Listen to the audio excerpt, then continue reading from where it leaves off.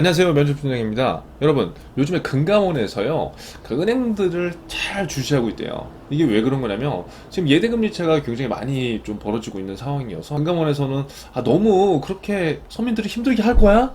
너희 은행들, 이자 장사 좀 덜하면 안 되겠어? 이러한 분위기가 좀 확산되고 있다고 해요. 여러분들이 뭐 금융권 취업을 하시든, 아니면 일반 기업 가시든, 공기업 가시든, 결국 금융 환경이 어떻게 돌아가는지 이해는요 반드시 필요합니다. 그래서 오늘 영상 보시면서 여러분들한테 필요하신 내용들 담아 가셨으면 좋겠습니다.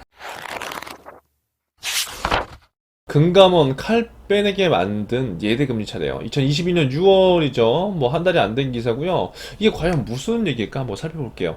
결국 이 소제목을 보면요. 은행들이 지금 이자 장사를 굉장히 뭐 많이 하고 있다. 뭐 그런 얘기인 것 같은데 여러분들한테 제가 항상 얘기하지만 은행은 당연히 돈을 벌어야 돼요. 은행에서 이자 장사를 하는 건 너무나 당연하지만 지금 이제 문제가 되는 것들은 우리가 소제목만 보고 봤을 땐 어떤 느낌인가요? 그래도 지금 시장 상황이 너무 그렇게 좋은 상황이 아니라 사실 안 좋은 상황이기 때문에 은행들이 조금의 어떤 뭐 사회적 배려라든가 뭐 책임 이런 것들에 대한 일부분을 약간 요구하는 거예요. 그래서 그러한 측면을 한번 같이 한번 볼게요.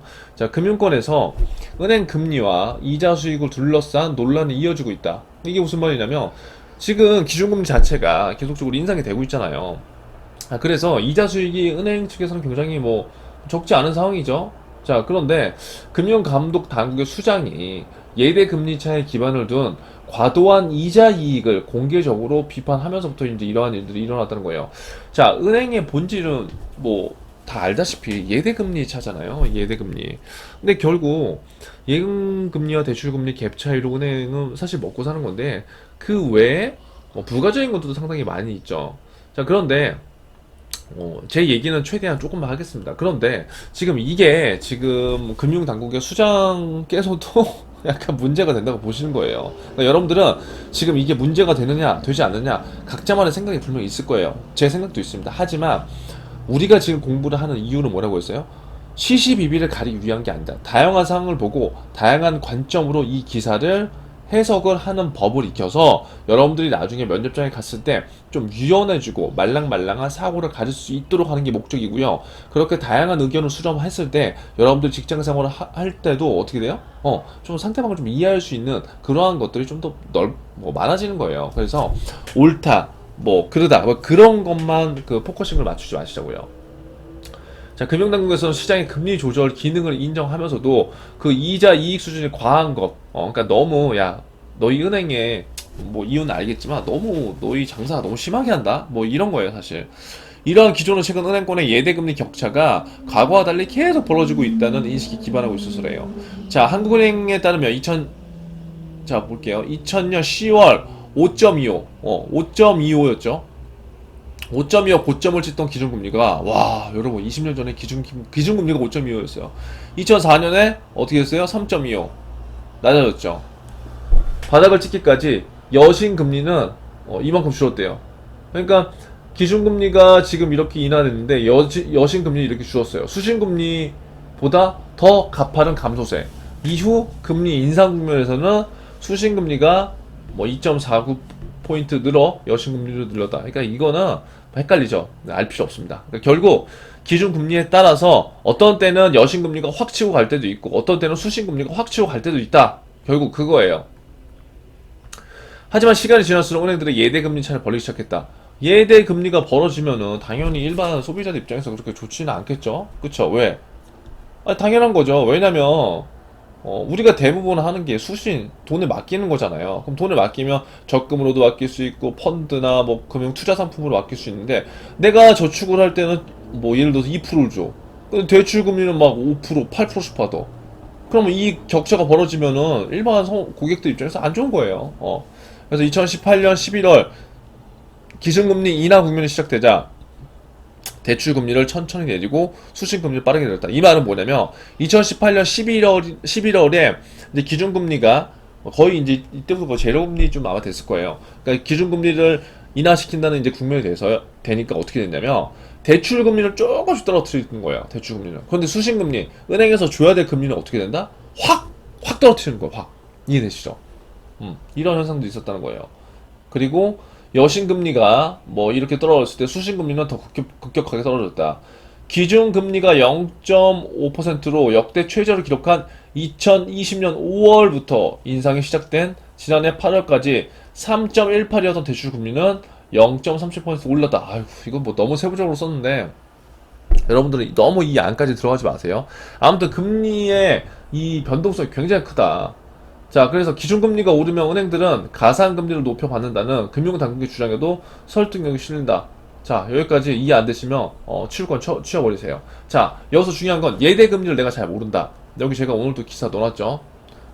예대금리를 모른다고 한다면 작년 매식경 영상 제가 위에 올려드릴 테니까요. 그거 보시고 오세요. 예대금리 사실 모를 수도 있거든요. 예대마진이 뭐야? 요거 영상 한번 보시고 오시면 돼요. 그 영상 보시고 이거 연계해서 보시라고요. 아시겠죠? 자, 기준금리 인상 속 은행이 자초한 예대금리 논란. 이에 예대금리 차 문제는 은행권 측에서 자초한 측면이 있다. 이런 얘기도 나온다는 거예요. 은행 쪽에서. 자, 뭐 쭉 볼게요.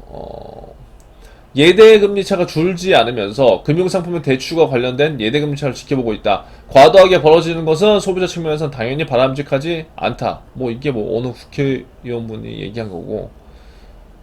결국 뭐냐면 이 기사에 뭐 큰 게 뭐 없네요. 근데 그 내용은 지금 시장의 흐름은 이제 우리가 충분히 이제 보이는 거거든요.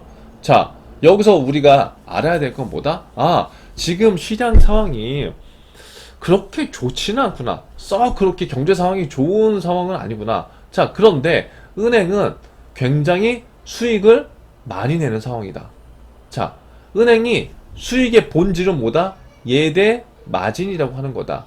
요거 모르시면은 제가 아까 이전 영상 보시라고 했습니다. 왜냐면 그 구조로 이해해야지 좋아요. 여러분들 금융권 취업을 하든 안 하든 상관이 없어요, 이거는. 왜냐? 여러분들이 나중에 직장생활 들어가서 은행이라는 금융기관에 돈을 맡길 거 아닙니까? 자, 그러면 결국 내가 돈을 맡기면은 왜 금리가 이렇게 차이가 있는지 정도는 우리가 이해할 필요는 있는 거죠? 그쵸? 내가 힘들게 번 돈이니까. 자, 결국 그렇다고 한다면 기준금리에 따라서 수신금리와 여신금리가 일관성 있게 물론 방향들은 갈 수 있지만 어떤 때는 훅 올라가고 어떤 때는 뭐 흐지부지하게 되고 이렇게 이제 되는 경우가 있다는 거죠. 그러니까 지금 시장 상황에서는 경제도 별로 좋지 않아. 서민들도 갑자기 어려워. 근데 그 어려워진 데는 지금 비투나 영끌을 하는 사람들이 많어. 그러다 보니까 지금 돈을 갚을 능력도 안 돼. 그런 상황에서 은행들은 이자 장사를 이렇게 많이 해. 그러니까 이제 금융 감독의 이제 수장님이 봤을 때는 이거 뭔가 그래서 좀 뭔가 은행이 예전에 국민들의 도움도 많이 받고 그리고 우리가 은행이 뭐 물론 돈을 버는 기관이지만 어느 정도 서민들이 힘든 부분을 조금은 좀 이해하고 같이 가야 되는 그런 의미도 있지 않니? 너희들 너무 이자 장사만 하지 마. 그러니까 요런 지금 차원으로 한 거예요. 그래서 지금 여러분들이 제가 영상을 찍고 있는 날이 지금 7월 며칠이죠? 7월 지금 10일인데 지금 시점에서는 각 은행들이 또 대출금리 엄청 막 내리고 있어요. 그러니까 계속 변한다고요. 그러니까 이런 것들을 여러분들이 놓치지 않고 봐야 되고. 자, 그러면 이런 상황에서 은행들이 과연 수익을 얼마나 낸 거야?